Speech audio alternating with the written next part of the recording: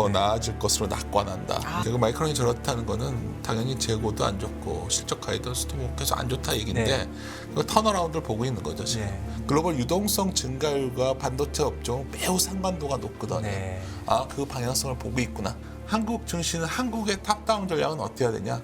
가장 단순하게 드러나는 데이터가 원달러 환율이에요. 그냥 작년 10월이 저점이었다는 걸 안다면 밀리면 사는 전략이 맞았던 거죠. 놀라울 정도로 시장 분위기는 비관적이에요.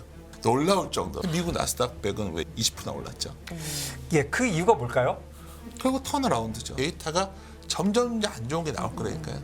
극점이 오고 있는 거예요 지금. 근데 우리가 정확하게 그 점을 알 수가 없기 때문에 안 좋았다 좋아지는 섹터가 제일 흥미를 느끼는 거죠. 제일 좋은 거죠. 최소한 무조건 겁나 도망가 현금 확보해야 돼 이런 시각에서 벗어날 수 있지 않나.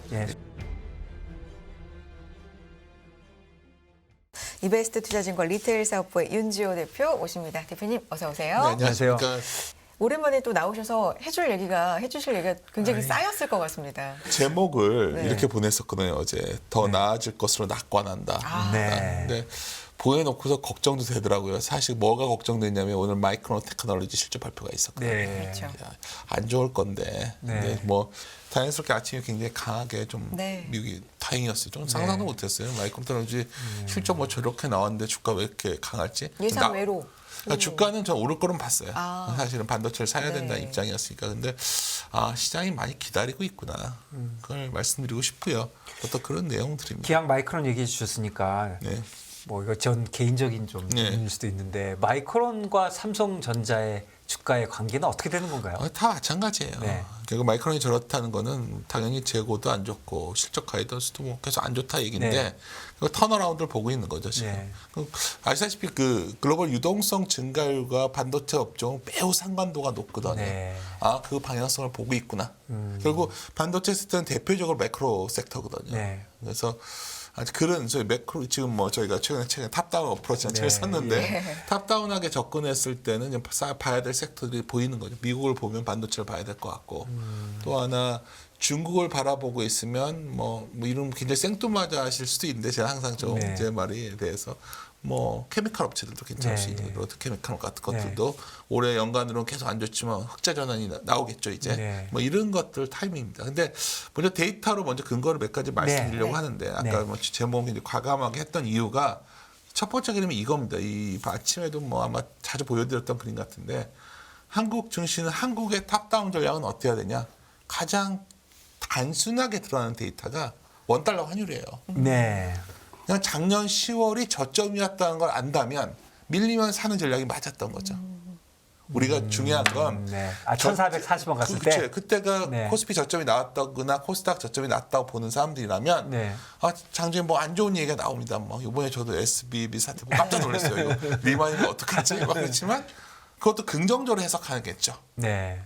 누구나 자신의 어떤 관점에서 바라볼 수밖에 없거든요. 그런데 이 그림을 계속 보여드리는 거예요. 작년에도 보여드렸고 1440원이 원달러 원이 정점이었다면 그때 대비해서 흥미로운 얘기를 드리면 코스피가 대략 2134에서 2423까지 올라왔고요. 코스닥이 650에서 843까지 올랐어요. 코스닥은 뭐 20%가 넘게 올랐죠. 나스닥 100을 봤더니 어제자로 22% 올랐죠. 근데 놀라울 정도로 시장 분위기는 비관적이에요.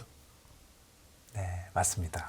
놀라울 정도로. 그 일부 섹터만 좀 강하게 올라서 그런 탓도 있지 않나요? 그러면 우리나라에서 이렇게 항상 왜 나스닥을 말씀드렸냐? 우리나라에서 그러면 다 2차 전지 때문이다 이렇게 말씀하세요. 미국 나스닥 100은 왜 20%나 올랐죠? 그 이유가 뭘까요? 결국 턴어라운드죠. 그러니까 결국 우리가 우려했던 것들이 끝나가고 있다는 거죠.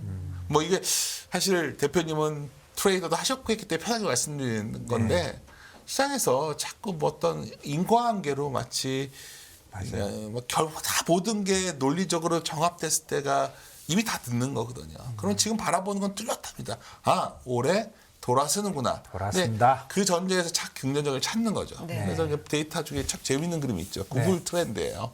뭐 어렵지 않아요. 구글에 검색하시면 되는 건데 이게 인플레이션이라는 단어가 언제가 100이 한계잖아요.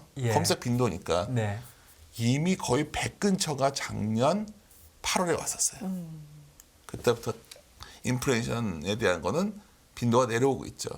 리세션도 그때가 가장 절정. 그러니까 작년 우리 원달러 환율이 1,440원 가고 뭐 이럴 때가 어쩌면 그때가 어쩌면 우려의 정점이었을 확률이 매우 높다는 거고. 우려의. 그다음 그렇죠. 아니 그러지 특히 않고는 한국 얘기해 네, 주시는 네, 거죠 네. 지금? 아니, 한국 시장? 아니, 글로벌까지 다 해서. 단어 리세션, 예. 인플레이션을 치면 이 검색 빈도가 이 정도 나온다는 거죠. 제가 좋아하는 건데 2020년에도 뭐 근데 중요한 건 이게 끝나가고 아니 사람들이 이런 걸 궁금해요. 언제 그럼 인플레이션이 잡힙니까? 2%는 언제 갑니까? 이거 맨날 얘기해서 뭐 하냐는 거예요. 시간이 걸리겠죠. PC 인플레이션이 뭐 그렇다는 얘기 같은데 그거 모르는 거죠. 근데 사람들이 거기를 향해 가고 있냐를 보고 있는 거거든요. 그렇죠. 다음 페이지 보시는데 또 의미 있는 데이터 이거였어요. 채권 시장 변동성인데 무브라는 거죠. 네. 와 이게 여기 198.7을 갔었거든요. 코로나 이거 그러니까 이번 시장에 버블이 터졌던 거는 주식의 조정이 아니고 채권의 조정이었던 거예요. 예. 채권이 여기서 샀어야 되는 거죠. 채권을 여기서. 네. 근데 그렇죠. 이게 다시 채권 변동성이 이렇게 올라갈 확률은 매우 낮아 보이고 매우 낮아 보이죠. 그냥 1%도 안 될 것 같습니다. 저건 실현 변동성인 거죠? 그렇죠. 무브 지난 인덱스 지고 자체는. 나서. 예. 반면에 빅스는 주식 변동성을 그렇게 따라주질 않죠. 그러니까 이게 주된 메인이었다는 거예요. 이게 채권 시장이. 그러니까 이번 시장은 채권이 안정화되면서 이제 뭐 여기서 이제 이런 거죠. 뭐 지금 단기 금리가 얼마냐 맨날 논쟁해봤자 맞아요. 그냥 이거는 우리가 제일 우려했던 우려는 이 금리가 6% 넘어가면 어떡하지? 뭐 이런 고민이었단 말이에요. 근데 공교롭게도 이번 악재가 나오면서 우리가 알게 된 거죠. 진짜 끝났구나. 아니, 이번 SBB가 나오는 순간 뭘 알아야 되냐면 이걸 자꾸 금융위기에 비교하는데 완전 다른 이슈거든요. 금융위기는 그 당시에 저희가 무슨 세미나하고 다녔냐면 파생 상품이 뭔지 그거 세미나 몰라가지고 나도 모르고 회사 자료 연구해가지고 베꼈다는 표현이 좀 그런데 그럴 때였어요. 그때는 가늠이 안 됐거든요.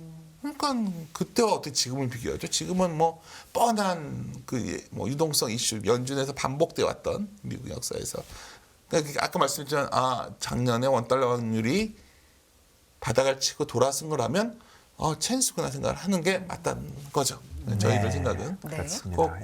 근데 제가 이런 말 하면 보통 이런 또 조정 나와요. 근데 또 조정이 나오면 또 사셔야 된다는 거예요. 그래서 첫 번째 이제 강조드리고 싶은 거는 이제 많은 분들이 그래요. 금리 인상 사이클 끝나서 2% 밑으로 내려와야지 될 거야. 내려오면 그때 주가가 돌아왔을 거야. 그럴까요? 이게 언제 내려올까요? 제가 봤을 때는 상당히 높은 금리가 있을 것 같고 사람들이 많이 착각하시는 게 디프레이션이라는 단어는 매우 무서운 단어예요. 맞아요. 디프레이션이라는 단어가 얼마나 공포스러운 거냐면 일본이 디프레에 빠진 뒤로 헤어나질 못한 게 그렇게 오래됐단 말이에요. 금융의 역사에서 배운 인간은 그렇게 멍청하지 않습니다. 배운 교훈이 뭐냐? 디플레이션은 가서는 안 된다는 거예요. 연준은 정확히 그걸 알고 있어요. 그래서 자꾸 디스인플레이션은 속도가 둔화되는 거는 그 정도만 나와도 그렇게 싫어하지 않을 상황이라는 거죠. 반드시 2% 밑으로 확 내려와야 될까? 이런 생각도 하셔야 돼요. 근데 중요한 거는 금리는 잘 못 올릴 것 같다. 이제는. 그렇죠. 왜냐하면 인플레 우려도 정점을 지났고 아침에 사실 여기 나온다고 그래서 새벽에 좀 체크 하나 했던 게 패드와치 이거 매일 바뀌지만 5월 3일 날 동결이 61%까지 올라왔더라고요. 다시 왔다 갔다 하겠죠. 한 번 더 올리면 어때요? 0.2요. 무슨 의미가 있냐는 거예요. 그래서 한 번 더 남았다. 제일 두려웠던 건 사실 약간 제가 고민됐던 순간은 한 달 SBB 사태 나기 전이었어요. 맞아요. 6% 대표님 진짜 그때는 야 잘못 봤나 원래 상고하고라고 했는데 이거 이상하다 했는데 SBB가 나오는 순간 이거는 끝났구나. 그래서 금리가 그럼 어떤 분은 금리가 내려가면 이제 본격 디프레이션 막기 위한 조치가 나간다는 거죠. 그러니까 지금 딱 보시면 이제 우리가 아까 잠깐 제가 바닥을 쳤다는 인식을 갖는 게 중요하다고 왜 말씀을 드리냐면 이런 시각에서 보면 최근에 어떻게 됐던 간에 지역은행들을 갖다가 이제 대출을 쐴 거 아니에요. 안 좋게 보는 분들은 이제 신용 경색이 시작됐고 이제 다 망할 거고 이렇게 볼 거고 연준이 결국은 그렇게 되는 순간 돈을 풀어주게 돼 있어요. 이거는 왜 이렇게 확정적으로 말씀을 드리냐면 우리가 대공황에서 얻은 교훈이 있는 거고 일본에서 얻은 교훈이 뭐냐? 아, 디프레션 가서는 안 된다는. 네. 실제로 이번에 돈 많이 풀고 있잖아요. 그렇죠. 대차협회 보면 늘어나는데 이제 아무래도 대출 여건이 강화되면 이제 그걸 또 막 말할 것 같아요, 사람들이 막. 그러면 여기서 나오는 게 뭐 상용력이 망한다, 중국 부동산 무너진다, 요 명동 봐라, 상권이 비어 있지 않냐, 뭐 이런 얘기를 하는데 참 이게 난센스죠. 이거를 그런 문제 때문에 사실 위태하게 지탱해 왔던 건데, 그러면 여기서 이제 가장 유행할 얘기는 저희 금융자본주의 종말론이에요. 이게 주기적으로 스테판이 뭐 서점 가서 보면은 외국에서 가면 제가 뭐 싱가포르 같은 데 가서 생각하면 갑자기 종말 진짜 그런 책 막 나와요. 그러면 우리나라만 그런 게 헨리언트 같은 사람들 책들 막 나오고 막 그럴 때 되면 그렇게 잘 안 가거든요. 그래서 사실 저는 그 시장은 지금 비교적 오르고 있는데 특히 주식시장만 보면 오르고 있는데 코멘트는 뭐 좋아진 게 없어요. 매일같이 나쁘다고 하는데 근데 이 얘기도 한 가지 나쁜 얘기 중에 또 이 얘기도 있잖아요. 금리 내려갈 때 주식시장 올라간 적을 본 적이 없다. 이렇게 얘기하는 거. 그것도 맞는 얘기예요. 좋은 지적인데 그럼 재밌는 얘기 드릴게요. 원래 금리 올라갈 때 주식시장이 올랐었어요. 네. 과거에는 경기가 좋아져서 그렇죠. 금리를 올렸던 거죠. 이번에는 작년 아까 제가 말씀드렸잖아요. 이 그림 돌아가서 보면 이번엔 채권 시장이 붕괴되는 사이클이었다는 거예요. 주식이 주인공이 아니라 채권이 주인공이었어요. 그래서 결국 중요한 건 금리가 채권 시장 변동성이 커지면서 소위 채권 시장이 통제가 안 되니까 금리가 통제가 안 될 거라는 두려움이 시장을 몰고 온 거기 때문에 역설적으로 금리가 안정화되면 주식시장은 안정을 찾는 거죠. 아니, 그러니까 이걸 자꾸 뭐 그냥 그럴싸하게 맞는 것 같지만 사실 본질을 들여다봐야 되거든요. 우리가 작년에 전 세계 어느 누가 세상에 미국의 연준이 금리를 저렇게까지 올릴 거 전 상상도 못했어요. 맞아요.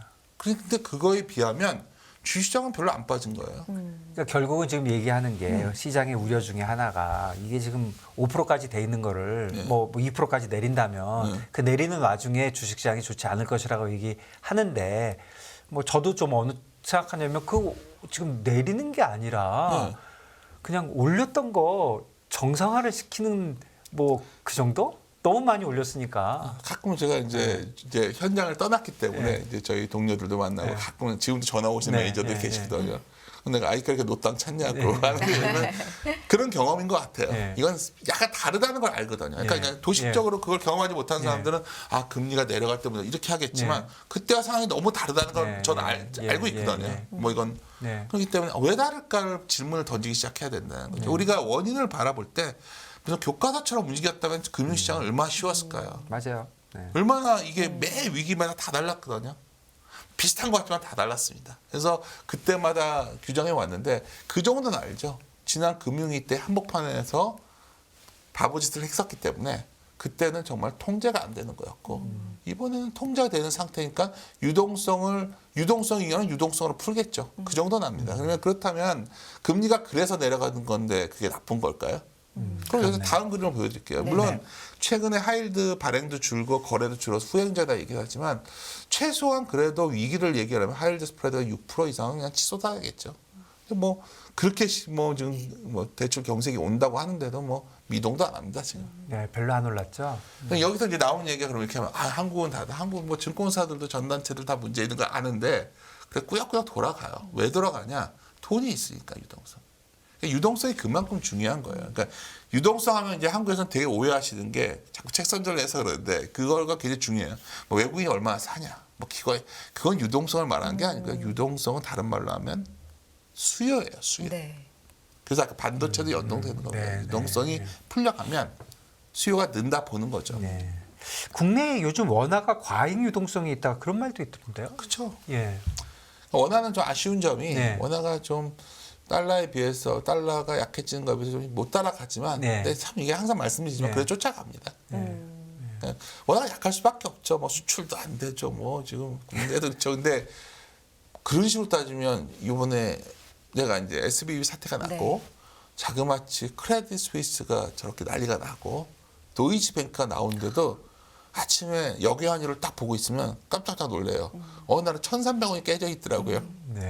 그거는 다른 말로 하면 아, 우리와 별로 연동되지 않는구나. 그렇군요. 그래서 이건 다 지났는데 미국의 은행권 자본 비율을 봐도 금융위기 때는 이렇게 굉장히 위험했던 상황이었죠. 네. 근데 지금 뭐 이 상황에서 뭐 은행이 뭐 그럼 데이터로 우리가 판단을 해야 돼요. 이게 무슨 리만을 기억하냐. 근데 하여튼 본질적으로 경험적으로도 다르게 기억이 나지만 상황도 매우 다르다는 거고요. 맞아. 도이치도 BIS가 13%가 넘더라고요. 그러니까 도이치 갖고 네. 얘기하고 어디 찰스 슈왑도 얘기하더라고요. 네. 그래서 제가 이제 얘기도 많이 무슨 나오죠. 말씀을 드리냐면 네. 이런 거죠. 그냥 굉장히 독특한 현상이었어요 이번에. 그러니까 네. 그때 연주에서 아웃라이어라는 단어는 매우 적절한 표현이었다 봐요. 네. 그냥 갑자기 세상에 예금이 이렇게 아니 어느 금융기관이 예금이 하루에 50%가 빠져나가면 안 망할 수 있는데 어디 그럼요. 그건 아무 다 망하는 거죠. 그렇죠. 네. 근데 이쪽에 우리가 자산을 봤더니 그게 터질 게 별로 없잖아요. 뭐 들여다 보면 안 될 거는데 더 확신을 주는 게 뭔지 아시니까 사람들이 제가 어때 누가 전화 오셔가지고 그 말씀드렸는데 자산이 정말 문제가 있으면 누가 인수 못해요. 인수가 그렇게 간단한 게 아니에요. 맞아. 20% 깎아서 팔았더니 산 사람이 50% 올랐잖아요. 주가가. 그래서 제가 저거 그날- 보고 야 저거 괜찮구나. 그래서 딱 보고서 야, 저 좋은 거. 우리가 자꾸 상상 속에서 망상들에 빠져 있는 네, 것 같아요. 네. 막 거기 들여다 보면 뭐가 네, 터질 네, 거야. 네. 막 그리고 황당한 건 또 크레딧 스위스가 터졌을 때 네. 크레딧 스위스가 어떤 은행 이름에 뒤에 스위스가 붙어 있어요. 네네. 스위스가 갖고 있는 중앙은행이 달러가 9천억 달러가 넘어요. 예. 당연히 주력사 은행이에요. 왜 우리가 프랑은 따로 우리가 통화를 할까요, 스위스? 그냥 우리가 제가 말씀드리고 싶은 거는 어떤 사실을 자꾸 수학 공식처럼 외우려고 하는데 상황상에 대한 정확한 이해를 하셔야 돼요. 그러니까 네. 그랬을 때 별거 아니었다는 생각이 예. 들었고 요번에 좀 과도했다. 네. 이제 이것부터가 중요한 겁니다. 네. 네. 근데 아까 환율은 그런데 글로벌 유동성 증가율이라는 게 있어요. 이게 뭐냐면 그 M2의 달러 증가를 표시해요. 네. 물론 이런데 그러면 나라별로 다 모아서 하면 좋은데 예. 우리의 맞는 키는 블룸버그가 불대리가 있기 때문에 거기에 보면은 12개국 통화를 갖고서 만들어줘요. 거기에 미국, 일본, 호주, 캐나다, 한국, 대만, 중국 이런 게 들어가 있어요. 오, 예. 근데 희한하죠. 작년 10월부터 이게 마이너스 확 줄기 시작했어요. 지금 마이너스는 무슨 뜻이고 플러스 무슨 뜻인가요? 증가율이 마이너스면 감소하지만 그쵸. 플러스로 돌아야 늘어나는 거겠죠. 네, 여하튼 전환이 나오는 걸 찾는 거죠, 우리는. 네. 이렇게 15년에 돌고 나서 이때부터 18년 랠리가 있었고 19년에도 결국 이때 빅 랠리가 있었죠. 네. 굉장히 제가 중시하는 데이터고 아마 저희가 한국 탑다운 전략에서 가장 중시하는 데이터로 강조하는 거예요. 결국은 유동성이 굉장히 중요하다. 유동성이 뭐 외국인이 사고 이런 게 아니라 네. 그냥 경기를 이끄는 거라는 거죠. 이게 네. 수요라는 예, 거기 때문에. 예. 반도체는 이거와 같이 그려놓으면 거의 유사해요. 아 그런가요? 그렇죠. 예, 그래서 예. 반도체 애널리스트 자료 보시면 맨날 이 그림이 들어가 있어요. 그래서 그냥 아니, 저도 100% 동의하는 부분이에요. 네, 예, 재고랑 같이 봐야겠지만. 근데 하여튼 지난 10월 저점 치고서 최근에 약간 내려오는 건 SBB 사태 때문인 것 같은데 네. 이 12개국의 통화가 있잖아요. 그 중에서 예를 들어서 뭐 브라질 뭐 중국 같은 데가 돈을 자꾸 푸는 거죠. 네. 그러니까 이게 돌아쓰는 거예요. 지금. 예. 중요한 건 유동성이 들면 수출이 돌아서요. 여기서 이제 딱 네. 여기서부터 이제 반론이 생길 거예요. 네네. 수출을 보면 끔찍해요, 한국이 지금. 그러니까요. 그러면 이제 과연 이게 돌까? 사실 1월만 하더라도 1월보다는 1월에 그 우리가 마이너스 16.4% 증가율이 줄다가 2월에 마이너스 7.5였는데 3월 20일까지 봤더니 마이너스 17.4예요. 네. 그래서 오늘 사실 마이크론이 중요했던 거예요. 네. 왜냐하면 20일까지 얼마나 줄었냐를 데이터를 보면 이거 어렵지 않습니다. 데이터 보면 제일 간단한 데이터들이에요. 보면 반도체가 마이너스 44였거든요. 그러니까 반도체가 준 거예요. 네, 반도체가 진짜 반도체가 도냐 안 도냐가 이걸 결정적이에요. 우리가 수출이 많은 사람들은 이제 무역 수지가 지금 얼마 적자고 뭐 구조적인 거 온갖 얘기 뭐 중국 온갖 얘기를 하지만 우리가 이제 이건 주식시장 그런 기업단에서 보는 건데 반도체가 돌아서냐 안 돌아서냐 한국 수출은 그냥 반도체네요. 그렇죠. 중심은 이게 반도체. 아쉽죠. 근데 마이크론이 그치. 잘 나왔고, 그렇죠. 그러니까 안 좋았지만 주가는 올랐고, 마이크론도 실제 안 좋게 전망이 돼 있는데 결국 돌아설 시기가 다가오고 있다. 이 그렇죠. 정도. 바닥을 그러니까 마이크론이 3등이고 1등, 2등이 그렇죠. 삼성전자 하이닉스니까 그렇죠. 그 세 번째가 돌았으니까 1, 2등도 돌았지 그래서 이제 않겠나? 여기서 수출하면 많이 나오니까 중국 얘기하거든요. 네. 대중 수출이 정말 작년에 보면 우리나라 구조적으로 문제가 좀 생긴 것 같아요. 예, 예. 근데 이제 그래도 중국마저도 뭐 반도체 이런 것들이거든요. 네. 그래서 이제 여기서 생각 들 수 있는 거는 중국도 상당히 머리 아픈 상황이고 이와 같은 글로벌 유동성이 방금 전에 바닥을 치면 네. 우리나라도 수출이 돌아설 시기가 올해 중에 오고 있구나. 네. 그러면 제 생각에는 올 여름 안에 의미 있는 수출이 전환점이 나오겠다. 네. 그러면 보통 우리가 금리 인상 중단하기 한 2, 3개월 전에 주식시장이 보통 돌아서거든요. 그러니까 미국도 그런 것 같고 우리나라는 수출 증가율이 보통 이렇게 의미 있는 저점 지나기 전에 주가가 돌아서기 시작하면 그러면 지금 올라왔던 게 이해가 가는 거죠. 요즘 뭐 국책 뭐 기관이나 이런 데들도 다 저런 식으로 보고 있는 건가요? 약간 이콘 베이스의 그러니까 우리 예. 주식시장은 엄밀하면 경제를 네. 그러니까 저희들 입장이에요. 네. 저희들은 굉장히 순환론적 시각에서 봐요. 네. 그러니까 우리가 정확하게 여기가 경기가 더 나빠질 거다면 더 나빠질 수 있고요. 수출도 더 악화될 수 있지만 의미 있는 레벨을 지나가고 있는 거냐 아니냐 네. 정확히 점은 알 수 없지만 네. 이게 그런 그 사이클로 예, 예. 저희들은 보는 입장이 저희 하우스는 예, 예. 그렇게 보는 거고 국제기관들은 사실은 이 보통 모든 이런 통계들은 선형 추정이 강하잖아요. 네. XY 변수를 놓고서 그러면 네. 더 안 좋게 보이겠죠. 근데 제가 봤을 때는 그런 차이가 좀 있다. 왜 그러면 투자가 약간 한 발 앞서 나서야 되냐 네. 이런 상황이 다들 전망기관에서 네. 이렇게 보여주고 그러면 기업들이 알아서 수정을 해요. 그렇죠? 그렇군요. 예. 뭐 기업들이 재고를 갖다가 의미 있게 돌리거나 예. 그거를 뭐 그러면 기업에 있는 사람들 전지전능해서 다 예측을 해서 하면 얼마나 세상이 아름답겠어요. 예. 똑같은 데이터를 보고 아 정말 이렇게 안 좋아져? 그러면 뭔가 조절을 하겠죠. 그냥 그렇네요. 그렇죠. 그러니까 이게 참 투자 쪽에서 바라보는 경제 데이터가 약간 다르다는 거예요. 그러니까 네.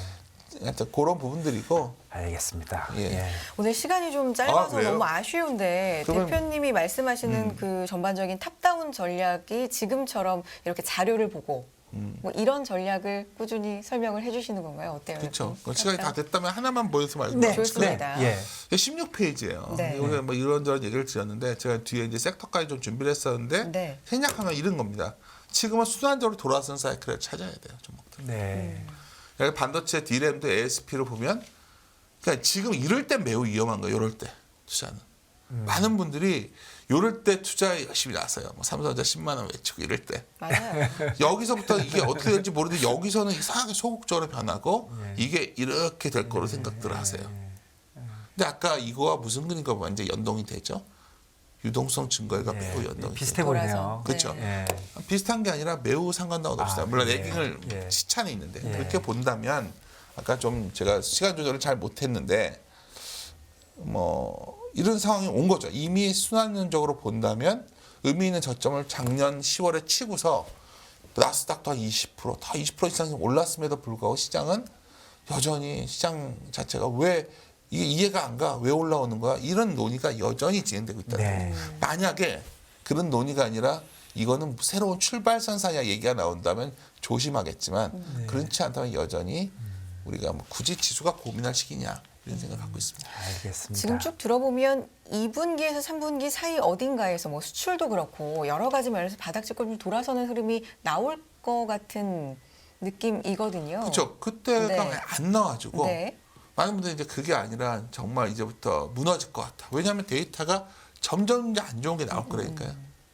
근데 이게 안 좋아질 거가 이미 작년 어느 시점부터 보이기 있던 거에 극점이 오고 있는 거예요 지금. 근데 네. 우리가 정확하게 그 점을 알 수가 없기 때문에 어느 정도 선부터 투자자들은 변하는 거예요. 그 대표적인 것들이 지금 적자 나고 이런 안 좋아지는 것들이 가장 좋은 게 뭡니까? 안 좋았다 좋아지는 섹터가 제일 흥미있는 느끼는 제일 좋은 거죠. 거죠. 네. 제일 좋은 거죠. 그렇죠. 네. 나라도 그걸 찾겠죠. 네, 네. 금융투자로 돈 벌기 쉽지 않으시죠? 그런데 불가능한 것도 아니죠.